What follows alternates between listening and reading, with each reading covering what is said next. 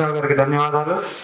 ఇప్పుడు ఆంధ్రప్రదేశ్ సిపిఎం రాష్ట్ర కార్యదర్శి వర్గ సభ్యులు మంతెన సీతారాం గారిని మాట్లాడాల్సిందిగా కోరుతున్నాం. పరసా గారి కుటుంబ సభ్యులు, వారి అల్లుడు.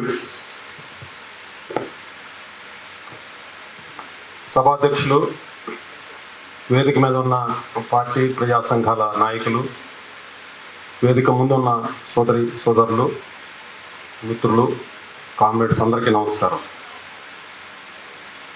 పరసా గారి గురించి నాకు చనిపోయే ముందు ఒక 10 సంవత్సరాల పాటు మా ఇంట్లో ఉన్నారు ఏలూరులో. అప్పుడే ఆయన గురించి నాకు తెలిసింది. ఎందుకంటే నేను కార్మిక సంఘంలో ఎప్పుడు పనిచేయలేదు పార్టీలో.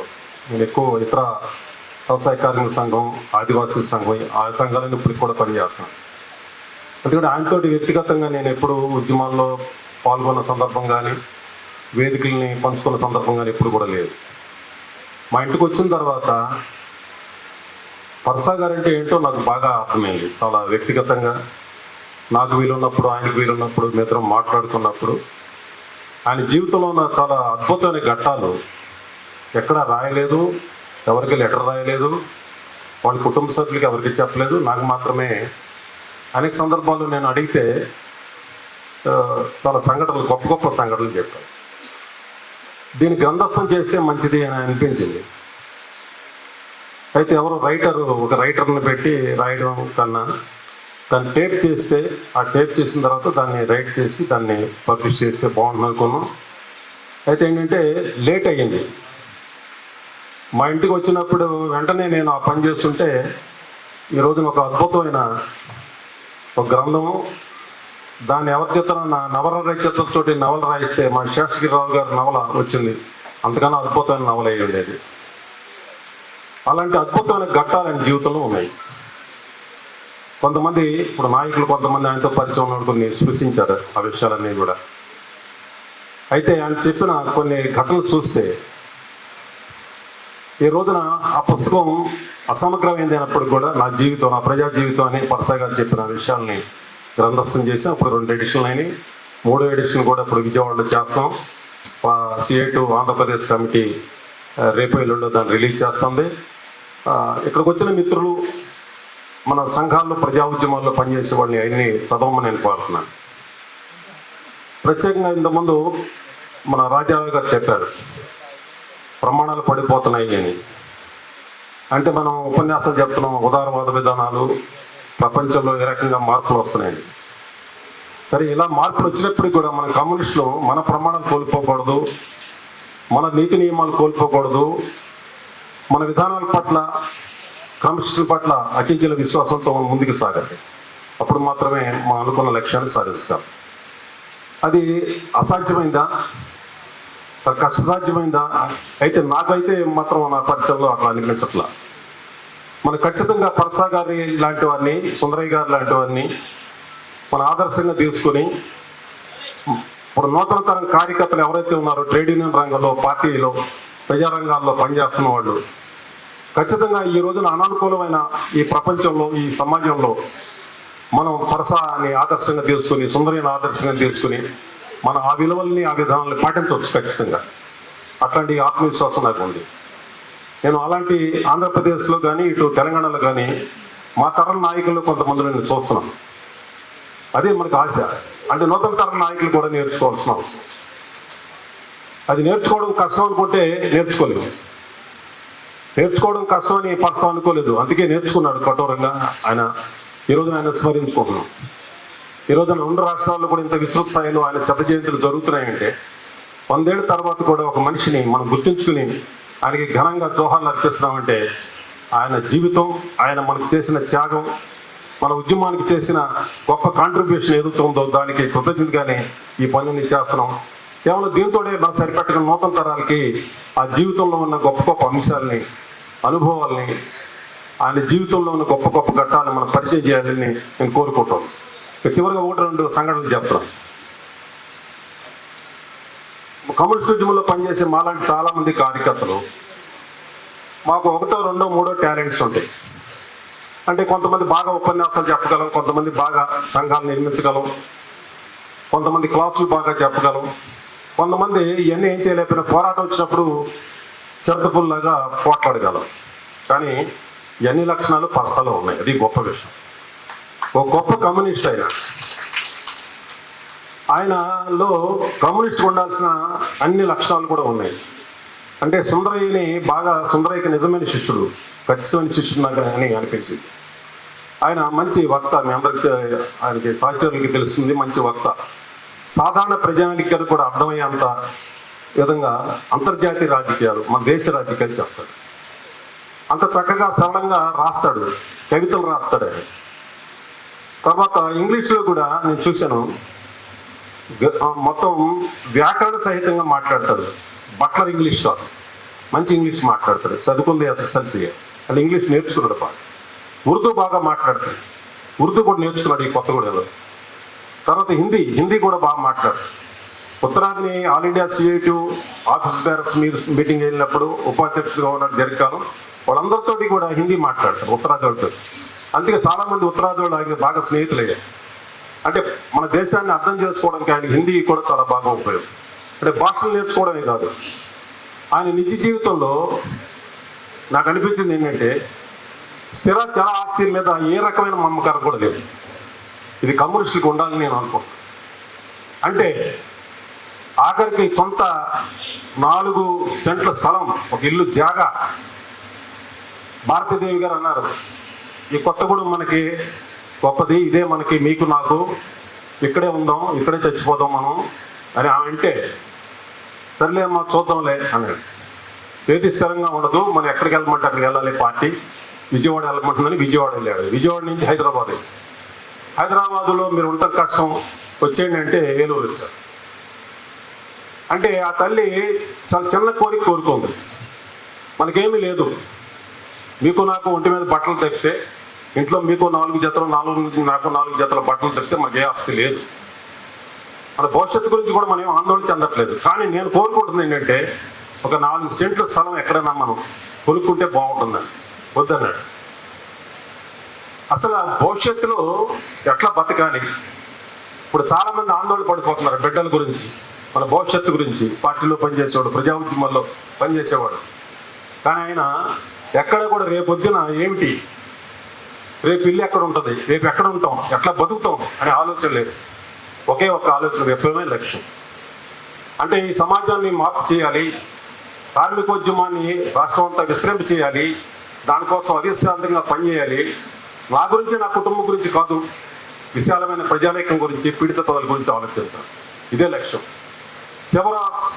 మన ఊపిరి వరకు కూడా చూసినట్లయితే ఇదే ఆలోచన. ఎప్పుడు కూడా ఆయన నాతోటి డబ్బుల గురించి మాట్లాడాల, ఎప్పుడు ఆస్తుల గురించి మాట్లాడాలి, ఎప్పుడు కూడా ఏ విషయాల గురించి కూడా మాట్లాడలే. అది త్యాగం అంటే హిమాలయం అంత ఉన్నతమైన త్యాగం చేసిన కొద్ది మంది కమ్యూనిస్ట్ నాయకుల్లో ఆయన, మన ఆంధ్ర రాష్ట్రం ఆయన కూడా ఒకడని నేను గర్వంగా చెప్పాలి. రెండవది, ప్రాణం అంటే కూడా భయం లేదు. కమ్యూనిస్ట్కి ఉండాలి. కమ్యూనిస్ట్ ఉద్యమంలోకి వచ్చిన తర్వాతే ప్రాణం కూడా పోతుందని సిద్ధమయ్యే రావాలి కమ్యూనిస్ట్ ఉద్యమంలో పూర్తికాలం కార్యక్రమం. ఇప్పుడు చాలా మార్పులు వచ్చినాయి. ఆయన వీటి గురించి బాధపడాల్సిన అవసరం లేదు, దాన్ని తర్పించేయాల్సిన బాధ్యత కూడా మా మీద ఉంది. ఆయన ఇక్కడ మీకు పాల్వంచలో ఒక అడవిలో సాయుధ పోరాట డెన్ ఉంటే దానికి నాయకుడిగా ఉండి తుపాకులు పట్టుకుని అక్కడ దళంతో పనిచేస్తున్నాడు. ఆయన పేరు సత్యం. ఈ కొత్తగూడెంలో కార్మికులు, వేలాది మంది కార్మికులు అంతకుముందు ఆయన నాయకుడిగా పనిచేశాడు కాబట్టి, గిరిజనుల్లో పనిచేశాడు కాబట్టి ఈ ప్రాంతంలో సత్యం నాయకుడు అని చాలా మారుమోగుతుంది. నిజాం సైన్యానికి, రజాకారులకి, బ్రిటిష్ వాళ్ళ సైన్యానికి వెన్నులో వణుకు పుట్టింది. అందుకే ఆయనకి పేరు ఒకటి పెట్టారు. ఆయన చెప్పాడు, డెస్పరేడో. ఇంతకుముందు ప్రస్తావన చేశారు మన నరసింహరావు గారు. డెస్పరేడో అంటే ఏంటి నాకు అర్థం చెప్పాడు. ఈ డెస్పరేడో అనే మాట ఎప్పుడైనా విన్నారా, మీరు చూసారా?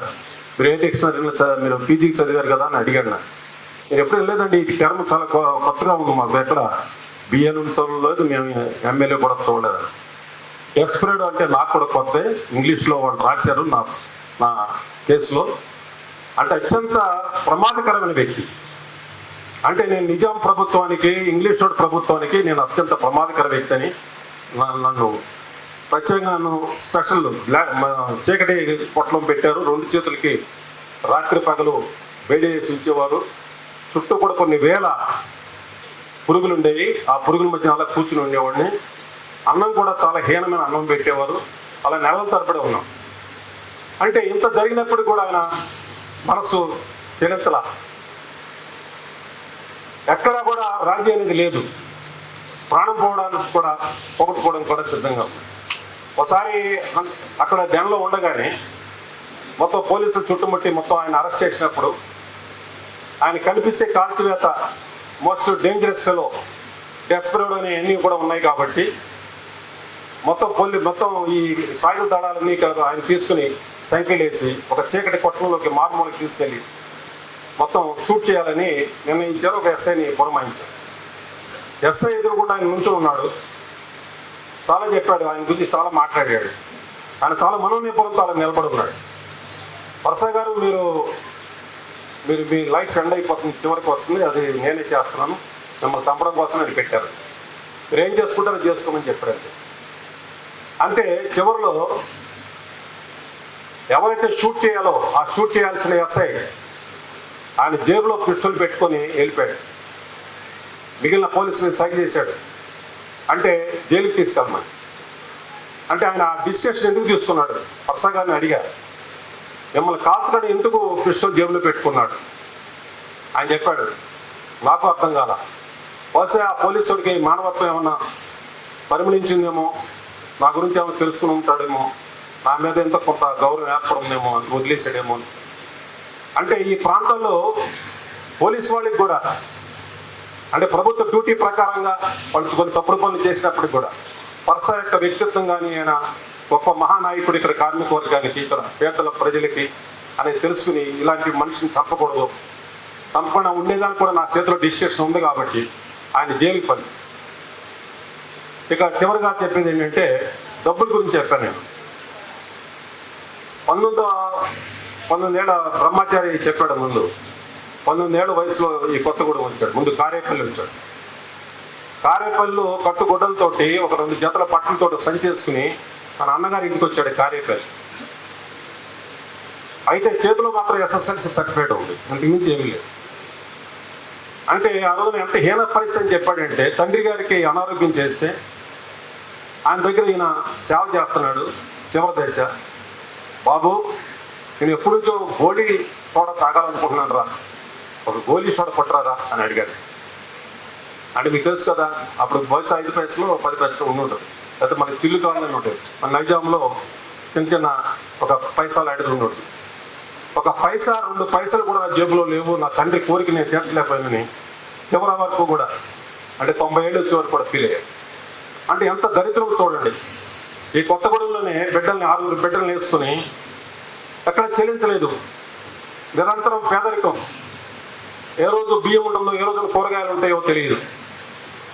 కానీ ఎప్పుడు కూడా పనిలో వెనకబడలా. తీవ్ర విపత్కర సమస్యలు వచ్చినప్పుడు కూడా ప్రజల్లోనే ఉన్నాడు. ఆ మహాతల్లి భారతీదేవి ఇంత దరిద్రాన్ని కూడా అనుభవించి ఎక్కడ కూడా చెప్పు చెదరకుండా భర్తకి నిజమైన సహధర్మచారిణి ఆమె వ్యవహరించింది. అంటే ఇంత దరిద్రంలో కూడా ఆయన మనోధైర్యం కోల్పోలా. అచంచల విశ్వాసంతో కమ్యూనిస్ట్ ఉద్యమంలో తన పనులు ఎప్పుడు వెనకబడలా. మరి ఈ నుంచి నేర్చుకోవాలి మనం. కొంచెం ఆర్థిక సమస్య వచ్చి, అనారోగ్య సమస్య వచ్చి అతలాకుతలైపోయి మనం నెల తరబడి ఉద్యమంలో ఉండడం ఎందుకు? అప్పటికప్పుడు ఏంటి తేడా? ఇవన్నీ కూడా మన నూతన తరం నేర్చుకోవాల్సిన అవసరం అనేది ఉంది.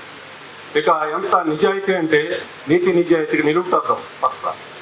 ఎంత నిజాయితీ అంటే మా ఇంటికి వచ్చినప్పుడు ఇద్దరు కూడా పట్టు బట్టలతోటి 4-5 జతల బట్టలతో వచ్చారు. ఏ డబ్బులు కూడా లేదు, ఒక 1000 రూపాయలు కూడా లేవు వాళ్ళ దగ్గర. తర్వాత ఒక పాస్బుక్ చూపించాడు నాకు ఆయన, ఒక చెక్ బుక్ చూపించాడు. ఈ చెక్ బుక్, ఈ పాస్బుక్ మీ దగ్గర ఉంచండి అన్నాడు. అది తెరిచి చూస్తే అది మాజీ ఎమ్మెల్యే యొక్క చెక్ బుక్. ఆయన సొంత చెక్ బుక్ లేదు, జేబులో డబ్బులు లేవు. చెక్ బుక్ చూపించాడు. సీతారాం గారు, ఎప్పటి నుంచి మీరు చూడాలి ఈ బాధ్యత, మీరు కూడా పార్టీ రాష్ట్ర కమిటీలో ఉన్నారుగా, మీటింగ్ వెళ్ళినప్పుడల్లా నాకు దీంట్లో డబ్బులు పడతాయి. స్టేట్ బ్యాంక్ ఆఫ్ హైదరాబాద్ అక్కడ డబ్బులు పడతాయి. లెజిస్లేచర్ ఆఫీస్ నుంచి డబ్బులు పడతాయి నెల నెల, నా పెన్షన్. ఆ మొత్తం డబ్బులు నేను ఖాళీ చెక్ ఇస్తాను, సంతకం పెడతాను, ఎన్ని డబ్బులు పడుతాయి దాని మీద ఫిగర్ వేసేసి పార్టీ రాష్ట్ర కమిటీకి జమ కట్టండి అని చెప్పాడు. ఎంతమంది ఎమ్మెల్యేలు ఉంటారు ఇట్లా? గాంధీ హాస్పిటల్ గురించి చెప్పారు. ఎమ్మెల్యే కార్డు, మావయ్య గారు ఎమ్మెల్యే కార్డు ఎప్పుడు వాడలేదు ఎదిగారు. చాలా మంది ఎమ్మెల్యేలు మన ఎమ్మెల్యేలు వాడుతున్నారంటే వాడన్నాడు ఆయన. స్వాతంత్ర సమయంలో పింఛన్ తీసుకోవచ్చు, తామ్రపత్రం తీసుకోవచ్చు, మంచి పెన్షన్ వస్తుంది, ఏసీ బస్సులో పోవచ్చు, ఏసీ ట్రైన్లో పోవచ్చు, ఏది తీసుకోవాలి. చివరికి గాంధీ హాస్పిటల్లో బెడ్ మీద ఉండగా సాయిబాబు గారు చెప్పారు విషయం. అక్కడ ఎందుకు చేర్పించాలని నాకు కూడా ఆశ్చర్యం వేసింది. ఏ నిమిషంలో చేర్పించవచ్చు, నిమిషంలో కూడా మన ఎమ్మెల్యే, నిమిషే కాదు అపోలో కూడా చేర్పించవచ్చు. ఆ డబ్బులన్నీ కూడా మళ్ళీ గవర్నమెంట్ చెల్లిస్తుంది. అది కూడా మాజీ ఎమ్మెల్యేకి ఉంది. ఆయన ఏంటి ఎందుకో చెప్పాడు. గాంధీ హాస్పిటల్లో ఉండగా అనేక మంది ఆయన బంధువులు, ఆయన కుటుంబ సభ్యులు కొంతమంది పరామర్శకి వెళ్ళి మీరు 5,000 ఉంచుకోండి, 3,000 ఉంచుకోండి, ఖర్చులు అవుతాయి అని చెప్తే ఆయన్ని నెత్తి కింద పెట్టుకొని ట్రీట్మెంట్ అయిన తర్వాత మా ఇంటికి వచ్చిన తర్వాత సీతారాం గారు 34,000 ఈ డబ్బులు తీసుకెళ్ళి మీరు మన క్రాస్ రోడ్స్లో మన అక్కడ హైదరాబాద్లో మన ఆఫీస్లో జమ కట్టేసి నాకు రసీదు పట్టారు.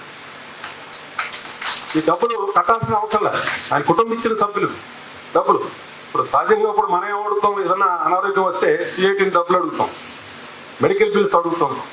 కానీ ఆయన ఎందుకు ఆ డబ్బులు కట్టేశాడు అంటే ఏదో కొంత ఖర్చు పెట్టి ఉంటుంది, అది గవర్నమెంట్ హాస్పిటలే, దానికి అక్కడ ఏం ఫీజు చెల్లించాల్సిన అవసరంలా. కానీ మన వాళ్ళు బయట మందులు కొనడం ఏదో చేసి ఉండవచ్చు. అంటే ఈ 34,000 లోపే ఉండవచ్చు. ఆయన ఈ డబ్బులు మనవి కాదు, నాకు అవసరం లేదని ఆ డబ్బులు జమ కట్ట.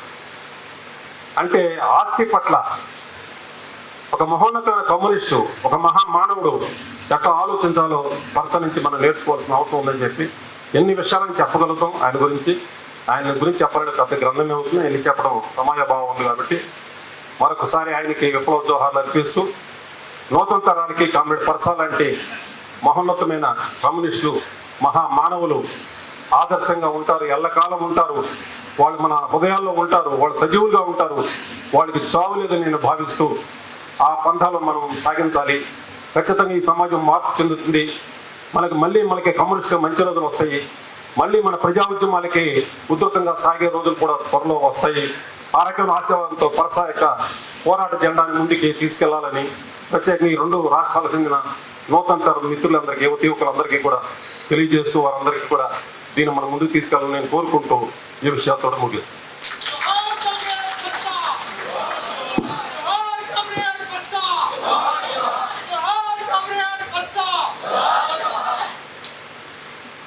కామ్రేడ్ పర్సా గారి యొక్క జీవితంలో నమ్మిన సిద్ధాంతం పట్ల, ఆశయం పట్ల ఎంత